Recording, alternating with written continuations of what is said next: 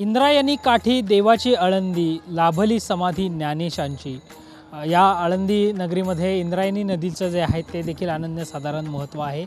पालखी सोहळ्याच्या निमित्तानं इंद्रायणी नदीकाठी जो आहे तो लाखो वैष्णवांचा मेळा जो आहे तो एकत्र येत असतो आणि या इंद्रायणी नदीच्या तीरी ही संपूर्ण अलंकापुरी जी आहे, अलंका नगरी जी आहे ती आपल्याला वसल्याचं पाहायला मिळत आहे।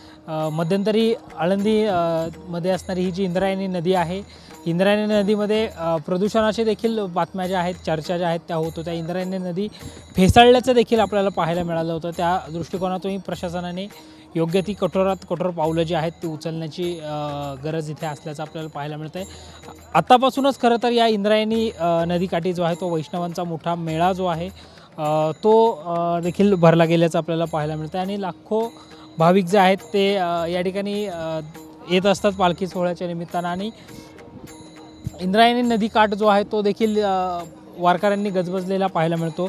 नदीकाठ जो आहे तो ज्ञानोबा तुकोबाच्या जयघोषामध्ये आपल्याला एक ज्ञानोबा तुकारामाचा जयघोष करताना आपल्याला पाहायला मिळतो। या इंद्रायणी नदीकाठाचं जे आहे, या संपूर्ण परिसराचं जे आहे त्या आध्यात्मिक धार्मिक असं मोठं महत्त्व असल्याचं पाहायला मिळतं आणि एकंदरीतच पालखी सोहळ्याच्या निमित्तानं ही अलंकापुरी इंद्रायणी नगरी जी आहे ती गजबजल्याचं पाहायला मिळतं आहे। अलंकापुरी पुण्यभूमी पवित्र जिथे नांदतो ज्ञान राजा सुपात्र असं जे आहे ते देखील म्हटलं जातं आणि एकंदरीतच या सगळ्या निमित्तानं इंद्रायणी नदीकाठ जो आहे तो मोठा गजबजल्याचं वारकऱ्यांनी दुमदुमल्याचं चित्र आपल्याला पाहायला मिळतं आहे। कॅमेरा पर्सन शिवाजी साळुंकेंसह संकेत देशपांडे, टॉप न्यूज मराठी, आळंदी, पुणे।